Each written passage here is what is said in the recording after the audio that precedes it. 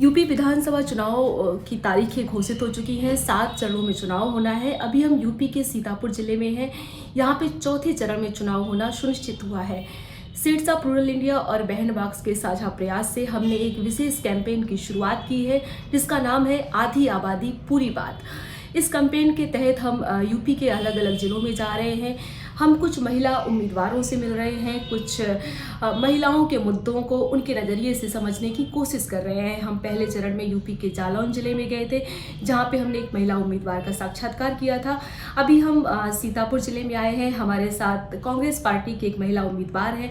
Congress party का slogan है लड़की हूँ लड़ सकती हूँ। इसके तहत उन्होंने 40% महिलाओं को इस बार टिकट दिया है। सीतापुर जिले में कांग्रेस ने 9 प्रत्याशी उतारे हैं, जिसमें 5 महिला प्रत्याशी हैं, 5 में से एक आप है। तो सबसे पहले तो आपका बहुत बहुत स्वागत हमारे portal seeds of rural India में।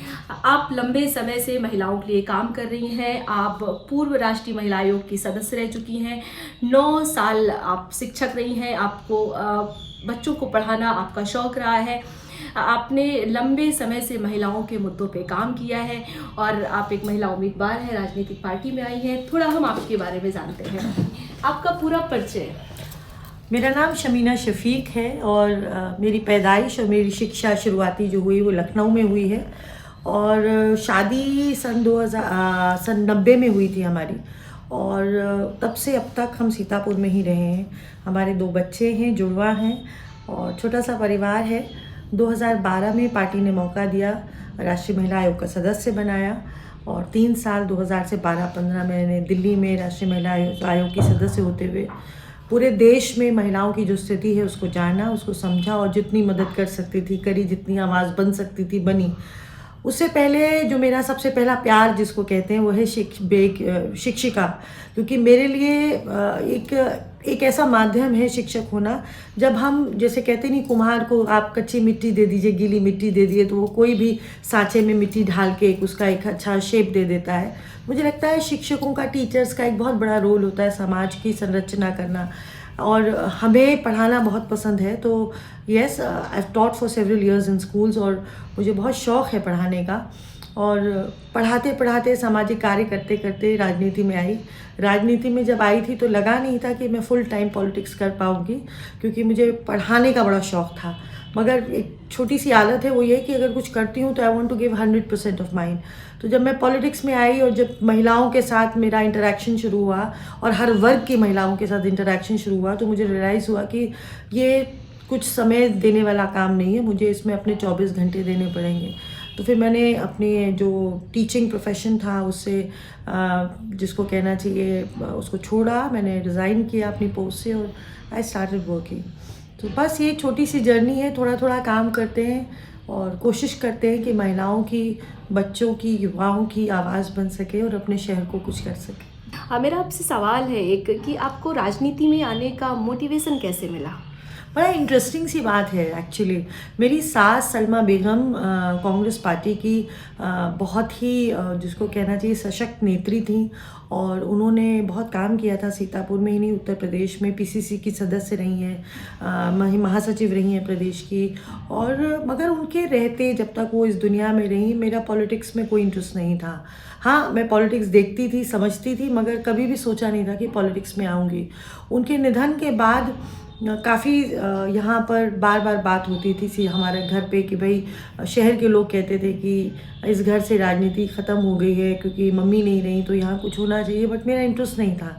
मगर कुछ ऐसे मसले आए जहाँ पर हमने देखा कि कुछ लोग जो हैं वो पॉलिटिकल, उनको जिसको कहना चाहिए नेतृत्व मिल गया, मगर शिक्षा के मामले में वो शून्य थे, वो शिक्षक नहीं थे। तो एक जैसे ड्राइंग रूम डिस्कशन होता है, मेरे हस्बैंड के साथ मेरा डिस्कशन हो रहा था। मैंने कहा कितनी बुरी बात है कि शहर में हम ऐसे व्यक्ति के हाथ में कमान सौंप देते हैं जिसको पढ़ना लिखना नहीं आता, जो विधानसभा में या लोकसभा में हमारी बात भी नहीं कह सकता ढंग से, तो वो उसको हम किस लिए चुनते हैं। तो मेरे हस्बैंड का आंसर था कि आपके जैसे पढ़े लिखे लोग जब घर में बैठ के चाय की चुस्कियों पर ये बात करते हैं तो जाहिर सी बात है कि जो आगे जाएगा उसी को अपॉर्चुनिटी मिलेगी। तो दैट्स एक्चुअली वो was the starting note. And then उन्होंने हमें फोर्स किया, बोले आप आइए पॉलिटिक्स में, ज्वाइन करिए एक्टिव पॉलिटिक्स, सो दैट आप कुछ कंट्रीब्यूट कर पाएँ।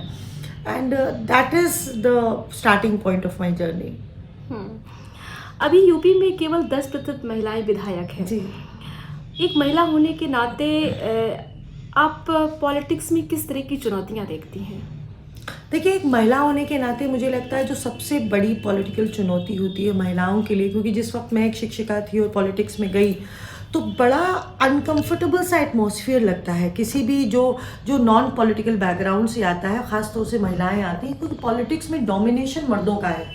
तो जब आप किसी पॉलिटिकल गैदरिंग में जाते हैं एक महिला होने के नाते, और जब आप नए होते हैं, आपके आसपास आपके जानने पहचानने वाले ज़्यादा लोग नहीं होते, तो उस वक्त बड़ा अनकंफर्टेबल लगता है, क्योंकि आपको लगता है सब तरफ मर्द हैं।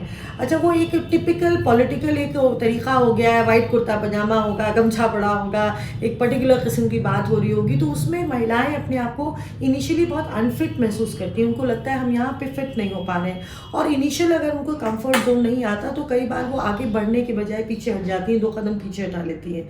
तो मुझे लगता है कि महिलाएं जब ज़्यादा से ज़्यादा राजनीति में आएंगी तो जो पॉलिटिकल स्पेस है उसमें महिलाओं के लिए उतनी ही समानता होगी जितनी कि पुरुषों के लिए आज जगह है। तो इसलिए ज़्यादा से ज़्यादा महिलाओं का राजनीति में आना ज़रूरी है, और यही सबसे बड़ी चुनौती है। और मुझे लगता है मुझे अपने नेता पर बहुत गर्व है, आदरणीय प्रियंका गांधी जी पर, क्योंकि उन्होंने ये पहल करी जो ऐतिहासिक है, जब उन्होंने कहा 40% महिलाओं को टिकट देंगे। ये बात सिर्फ चुनाव में टिकट देने की नहीं, ये बात लीडरशिप डेवलप करने की है। आज जिस ज़िले में आप बैठी हैं, यहाँ 9 में सीटों में से 5 महिलाएं चुनाव लड़ रही हैं। 5 महिलाओं को सशक्त नहीं किया है प्रियंका गांधी जी ने। 5 महिलाओं के पीछे वो जितनी हजारों महिलाएं उनके समर्थन में खड़ी हैं, वो सब सशक्त हुई हैं। उनको लगता है कि हम भी कुछ कर सकते हैं। तो मुझे लगता है ये सबसे बड़ी पॉलिटिकल चुनौती है महिलाओं के लिए। समीना शफीक जी, आप राष्ट्रीय महिला आयोग की 3 साल सदस्य रही हैं। आपने देश भर के मुद्दों को सुलझाया है, और आपकी अपनी बेहतर समझ है, क्योंकि आप कई बड़े पदों पे रही हैं महिलाओं से संबंधित उस पर। तो आपके अपने क्या मुद्दे हैं जिससे आपके क्षेत्र की जो महिलाएं हैं वो गौरवान्वित महसूस करें, जो एक आकर्षण उनमें पैदा करें कि आप अगर वो समीना शफीक जी को वोट देती हैं तो ऐसे क्या विशेषता है आपके मुद्दों में, क्या अहम बातें हैं? देखिए, जो सबसे बड़ी विशेषता है, मैंने एक नारा दिया है, वो है सवारेंगे सीतापुर। और वो इसलिए दिया है क्योंकि सीतापुर में पीछे 5 साल ये पुराने छोड़ दिए, जब भाजपा के विधायक थे जिन्होंने पार्टी छोड़ के समाजवादी पार्टी ज्वाइन कर ली। उससे पहले 20 साल समाजवादी पार्टी का विधायक रहा है, यहाँ पर एक ही व्यक्ति रहा है, और उसने विकास के नाम पे शून्य काम किया है। मैं खुला चैलेंज देती हूँ, 2 विकास कार्य कर रहे हो तो बताएं, नहीं कराएं। तो 20 साल में जो व्यक्ति 2 कार्य ना करा पाया हो, वो सीतापुर के विकास की क्या बात करेगा?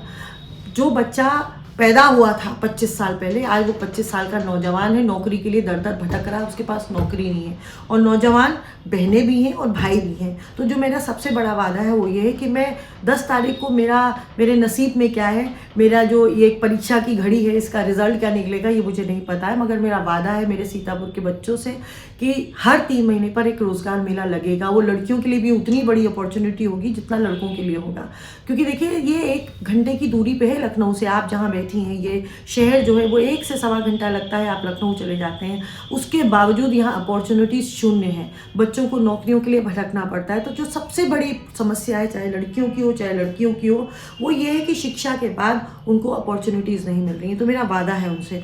दूसरा, आपने खास तौर से कहा लड़कियों के लिए, तो सीतापुर जहाँ पर आप बैठी हैं, हज़ारों की संख्या में लड़कियाँ इंटर पास करती हैं, मगर जब वो ग्रेजुएशन के लिए आती हैं तो सिर्फ एक गवर्नमेंट डिग्री कॉलेज है HKM, जहाँ पर मारामारी होती है सीटों की, लड़कियों को सीट्स नहीं मिलती हैं। 20 साल से जो पुराने विधायक थे वो वादा करते रहे कि मैं एक डिग्री कॉलेज बनाऊंगा, उन्होंने बनाया नहीं, और फाइनली जब बनाया तो उसको शुरू नहीं किया, ताला पड़ा, इतना बड़ा सा जो मुंह चढ़ाता है, कोई व्यवस्था नहीं है। तो मेरा वादा है उस डिग्री कॉलेज को शुरू कराऊंगी। और जो मेरा अपना विद्यालय है, हिंदू कन्या महाविद्यालय, जहाँ से मैं पढ़ी हूँ, शादी के बाद मैंने ग्रेजुएशन किया है 2nd ईयर और 3rd ईयर, तो मेरा अपना कॉलेज है, वो कॉलेज बहुत ही बुरी स्थिति में है। अगर आप वहाँ जाएं तो इंफ्रास्ट्रक्चर के नाम पे शून्य है, शिक्षिकाओं की कमी है। उस कॉलेज को वापस उसकी अपनी पुराना जो उसका स्वरूप था, बल्कि उससे बेहतर स्वरूप पे लाने की कोशिश करूँगी, और एक और महिला डिग्री कॉलेज की स्थापना करूँगी, और वो खैराबाद में होगा, क्योंकि खैराबाद क्षेत्र भी हमारे क्षेत्र में आता है। वहाँ पे भी लड़कियों की एक ही डिमांड है कि हमारे लिए डिग्री कॉलेज नहीं है, शिक्षा बेसिक अधिकार है हमारा, हम सबका अधिकार है, तो उसके लिए काम करूंगी। और मैंने कहा है कि जितने भी डिग्री कॉलेजेस होंगे, लड़कियां जहां पढ़ती हैं वहां पर सैनिटरी पैड वेंडिंग मशीन्स लगाऊंगी, क्योंकि मासिक धर्म जो है वो एक हमारी बायोलॉजिकल नीड है और उसके लिए हमें ज़रूरत पड़ती है, पैड्स की ज़रूरत पड़ती है, हमें ढूंढना पड़ता है, लड़कियों को ढूंढना पड़ता है कि अगर अचानक कोई ऐसी समस्या आ जाए तो कहाँ जाएं। तो उनके अपने कॉलेजेस में वो सैनिटरी पैड वेंडिंग मशीन्स लगी होंगी जहाँ पर उनको वहाँ पर मिल जाएगा। दूसरा, युवाओं के लिए यहाँ स्टेडियम है। डॉक्टर राजेंद्री कुमारी वाजपेयी जी हमारी कांग्रेस का गर्व, हमारी कांग्रेस की नेत्री, जिन्होंने सीतापुर को हमेशा निर्देश दिया, हमेशा आगे बढ़ाया, नेतृत्व किया, उन्होंने यहाँ पर स्टेडियम बनाया था। वो स्टेडियम आज जैसा उन्होंने बनाया था वैसा का वैसा है, इंफ्रास्ट्रक्चर के नाम पे ज़ीरो बढ़ाया। तो मेरा वादा है कि एक बार मुझे जनता मौका दे, उस स्टेडियम में हम बहुत ही, जिसको कहना चाहिए, लेटेस्ट इक्विपमेंट्स के साथ जिम डालेंगे जहाँ पे लड़के लड़कियाँ सब इस्तेमाल कर सके, और एक क्रिकेट एकेडमी की स्थापना की जाएगी जिससे कि युवाओं को प्रोत्साहन मिले। स्पोर्ट्स बहुत ज़रूरी है हमारे बच्चों के लिए, ना सिर्फ लड़कों के लिए बल्कि लड़कियों के लिए भी। और पीछे इंडियन क्रिकेट टीम में, महिला क्रिकेट टीम ने हमें गौरवान्वित किया था, उस गर्व को हमें आगे बढ़ाना है। ये कुछ बातें। इसके अलावा लीगल काउंसलिंग सेंटर का मैंने वादा किया है कि लीगल काउंसलिंग सेंटर हम खुलवाएंगे जिसमें कि लड़कियों को, महिलाओं को निःशुल्क लीगल काउंसलिंग मिले। और क्योंकि कचहरी जाने से देखिए महिलाएं घबराती हैं, लड़कियां घबराती हैं, और अगर उनको कोई छोटी बड़ी समस्या होती है तो थाना कचहरी उनको डर लगता है। कि बहुत अफसोस की बात है मगर हकीकत यही है। तो हम कोशिश करेंगे कि किसी ऐसी सार्वजनिक जगह पे, सोशल स्पेस पे एक स्पेस क्रिएट करी जा सके जो किसी क्लब के फॉर्म में हो, सोशलाइजिंग के क्लब के फॉर्म में हो, जहाँ पे लड़कियां, महिलाएं निसंकोच आ पाएँ, बैठकर अपना दुख सुख कह पाएँ। लाइब्रेरी हो, वहीं पे काउंसलिंग सेंटर हो, तो एक पूरा ढांचा ऐसा तैयार किया जाएगा जहाँ पर महिलाओं को, हमारी बेटियों को अपनी सुरक्षा भी महसूस हो और अपनी परेशानी और दुख सुख के लिए वो काउंसलिंग करवा सके। अभी आपने एक बात कही, लीगल एडवोकेसी की, कि आप एक ऐसा स्पेस तैयार करना चाहती हैं। हम सीतापुर जिले में लखनऊ से पास है, तो हमने 5 साल से हम यहाँ पे ग्राउंड रिपोर्टिंग कर रहे हैं, महिला मुद्दों पे ही लिखते हैं। आपके सीतापुर में हमने रेप की बहुत सारी खबरें कवर की हैं, और ये बहुत दुखद है कि आपके सीतापुर में, ऐसा आपको भी पढ़ने में आता होगा कि सीतापुर में आए दिन रेप की घटनाएं होती रहती है। कानूनी व्यवस्था आपसे छिपी नहीं है कि अभी किस तरह की चीज़ें चल रही हैं, कितना लेट रफीफी होती है। अगर रेप दलित बच्ची के साथ होता है तो उसके लिए न्याय पाना कितना मुश्किल है। आप इस मुद्दे को कहाँ पे देखती हैं, कैसे देखती हैं? देखिए, प्रॉब्लम क्या है, पहले हमें समस्या की जड़ में घुसना पड़ेगा। देखिए, पब्लिक स्पेस जो है वो सिर्फ बस स्टेशन या रेलवे स्टेशन नहीं है। जिस तरह से बेधड़क अगर हमें बस पकड़नी होती है, हम बस अड्डे चले जाते हैं, टिकट खरीदते हैं, बस में बैठ जाते हैं, रेलवे स्टेशन जाते हैं, टिकट खरीदते हैं, रेलवे पे बैठ जाते हैं, हमारे टैक्स के पैसे से चल रहा है ना। उसी तरीके से जो पुलिस थाना है वो पब्लिक स्पेस है, वो भी हमारे टैक्स के पैसा वहाँ इस्तेमाल हो रहा है। वो पब्लिक स्पेस को हमें रिक्लेम करना पड़ेगा, महिलाओं के लिए, लड़कियों के लिए फ्रेंडली बनाना पड़ेगा, और हमें ऐसी भागीदारी सिस्टम की स्थापना करनी पड़ेगी जहाँ पर महिलाओं को, लड़कियों को वहाँ जाते डर न लगे, पहली बात। दूसरी बात यह है कि देखिए, बलात्कार जैसी गंभीर समस्या को रोकने के लिए समाज को अवेयर करने के साथ साथ पुलिस प्रशासन को हमें अवेयर करना पड़ेगा। जो मुझे अफसोस होता है ये कहते हुए, राष्ट्रीय महिला आयोग की सदस्य रही हूँ और निर्भया कांड मेरे कार्यकाल के दौरान हुआ था, और उसके बाद एक पूरी मुहिम चली थी जस्टिस वर्मा कमेटी के बाद कि भाई जेंडर सेंसिटाइजेशन करना है, खासतौर से पुलिस कर्मियों का करना है, वकीलों का करना है, ऑफिसर्स का करना है। मगर वो मुहिम चली और उसके बाद जैसी यूपीए सरकार बदली और उसके बाद दूसरी सरकार आई, तो ना तो निर्भया फंड का पता चला, ना उन सेंसिटाइजेशन क्लासेस का पता चला। तो मैं व्यक्तिगत तौर पे, मैं बाकी प्रदेश की तो बात नहीं कर सकती, मगर मैं अपने क्षेत्र की बात करती हूँ कि अगर मुझे जनता ने मौका दिया तो मैं इंश्योर करूँगी कि हमारे जो थाने हैं वो महिला फ्रेंडली हों, ताकि हमारी महिलाएं, हमारी बेटियां, हमारी बहनें और भाई भी, क्योंकि यहाँ तो भाई भी डरते हैं थाने पर जाते हुए। अगर कोई अपना अपराधी ना भी हो तब भी अगर उसको शिकायत करनी हो तो जाते घबराता है, क्योंकि उसको वापस लपेट लिया जाता है। So I think these are the things जिस पे काम करने की ज़रूरत है। समीना जी, आपसे एक बहुत व्यक्तिगत सवाल, कि आप जिस समुदाय से आती हैं वहाँ पे पर्दा प्रथा बहुत ज़्यादा है, और अभी आपका पहनावा ये बता रहा है कि आपने बदलाव किस स्तर में जाके किया है। इस बदलाव को लेके क्या कहना चाहिए? बड़ा इंटरेस्टिंग है। जब हमारी शादी हुई थी तो जैसे सब बहुएं होती हैं सर पे पल्ला रखते थे, बल्कि हमारी सास काफ़ी मॉडर्न थी, मगर वो उनको लिहाज हमारे ख़ानदानों में बहुत ज़्यादा होता है। तो कहती थी बेटे ससुर आते हैं तो हमारे पुराने ज़मानों में तो पीठ कर लिया करते थे। मगर हम बहुत खुशकिस्मत हैं, क्योंकि जब हम ब्याह कराए, मैंने आपको बताया कि ग्रेजुएशन फर्स्ट ईयर का एग्ज़ाम भी हमने शादी के बाद दिया। IT कॉलेज में हम लखनऊ में पढ़ते थे। आप यकीन जानिए एग्ज़ाम दिलाने हमारे ससुर जाया करते थे हमें। और मुस्लिम समाज में ख़ास तौर से ऐसी फैमिलीज़ जहाँ पर आपके ससुर आपको ड्राइव करके लेकर जाएं कि बेटी को एग्ज़ाम देना, ये बहुत बड़ी बात है। तो ये जो आप पहनावे में बदलाव देख रही हैं, हाँ ये वक्त के साथ आया, मगर इसकी नींव जिसको कहना चाहिए इसे इस परिवार ने रखी है। तो मुझे अपने परिवार पे गर्व है। हाँ, शादी के 6 साल बाद तक मैंने पर्दा किया है। मैं सर पे पल्लू रखती थी, बाहर आने की इजाज़त नहीं थी, मैं अपने घर में रहती थी, अपने बच्चों को देखती थी। मगर जब जो समय की मांग होती है उसके साथ काम करना पड़ता है। देखिए मेरा बहुत अकीदा है इस मामले में, मानना है मेरा कि धर्म बहुत व्यक्तिगत है, बहुत ज़ाती है, और धर्म को हमें अपने सामाजिक कार्य से जोड़कर नहीं रखना चाहिए। हमारी सामाजिक ज़िंदगी अलग है और हमारा धर्म और हमारा बहुत व्यक्तिगत।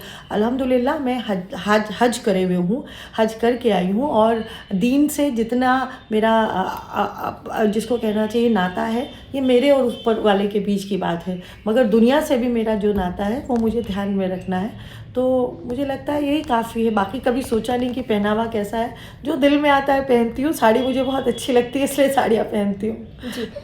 अगर आप ये विधानसभा चुनाव जीतती हैं, आप विधायक बन के आती हैं अपने क्षेत्र में, तो सबसे पहला काम कौन सा करना चाहेंगी?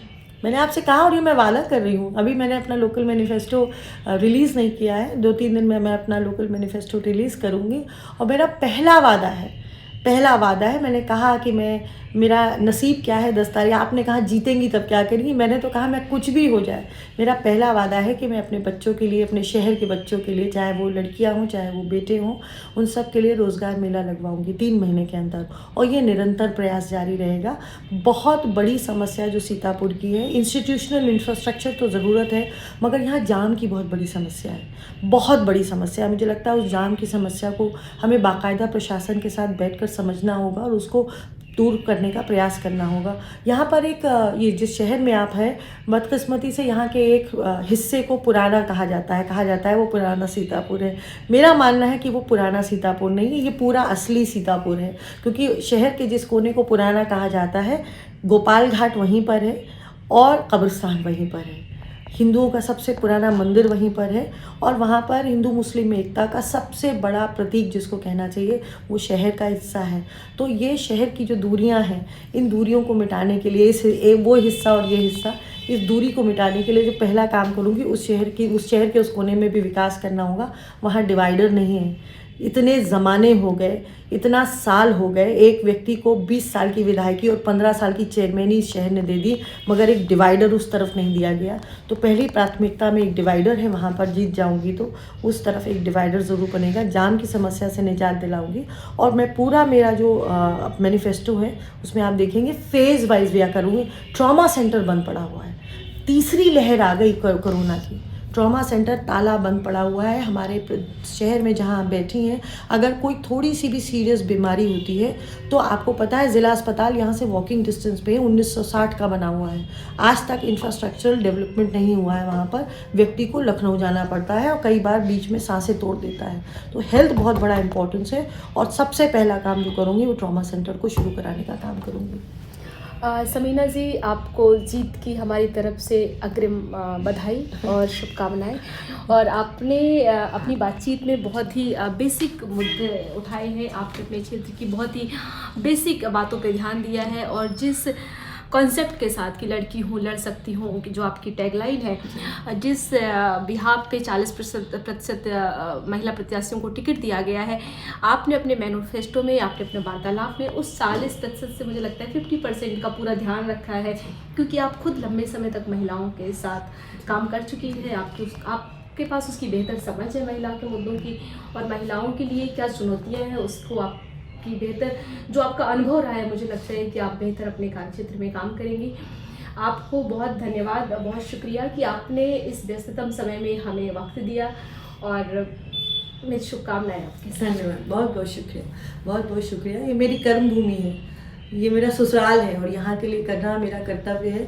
मैं आभारी हूँ अपनी पार्टी की और आभारी हूँ आपकी कि आप महिला जो प्रत्याशी हैं, आप उनको फोकस में रखकर हमारी बात एटलीस्ट जनता तक पहुँचाने का काम कर रही हैं। क्योंकि देखिए, हमारे मन में बहुत कुछ हो सकता है, मगर जब तक वो जनता तक ना पहुँचे तब तक उसका कोई फ़ायदा नहीं है। तो और चाहे वो पत्रकारिता हो, चाहे वो राजनीति हो, चाहे वो शिक्षा हो, चाहे वो कोई क्षेत्र हो, बगैर महिलाओं के पूरा नहीं हो सकता। तो आपको भी बधाई कि आप इतनी मेहनत कर रही हैं और बहुत बहुत धन्यवाद। नमस्कार।